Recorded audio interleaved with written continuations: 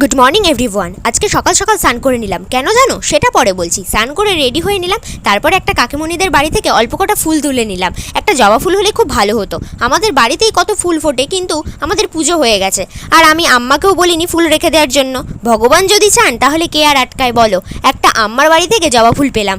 এই আম্মার লাগানো গাছে আজকে একটাই জবা ফুল ফুটেছিল জানো তো, আর এই ফুলটাই আজকে আমার কপালে ছিল। তারপরে আমি আর ভাই মিলে চলে এলাম এই শ্যামাকালী মন্দিরে। এবার বলি আমি কেন আজকে সকাল সকাল স্নান করলাম। আমি যেটা জানি বা যেই নিয়মে এই পুজোটা করি সেটাই তোমাদেরকে সংক্ষেপে বলবো। জ্যৈষ্ঠ মাসের অমাবস্যা তিথিতে মা কালীকে ফলহারিণী রূপে পুজো করা হয়। ফলহারিণী অমাবস্যা চলাকালীন উপোস করে নিজ মনস্কামনা মাকে বলে মায়ের পায়ে একটা ফল নিবেদন করতে হয়, আর সেই ফলটা 1 বছর খেতে নেই। আমি লিচু দিয়েছি, আর আগেরবারও লিচুই দিয়েছিলাম। তো যাই হোক, পুজো হয়ে গেছে। কি গরম দেখো, ঘেমে গেছি পুরো, আর উপোস করে থেকে থেকে পেটে তো গুড়গুড় করছিল। বাড়ি এসে জল খেয়ে নিয়েছি। টাটা।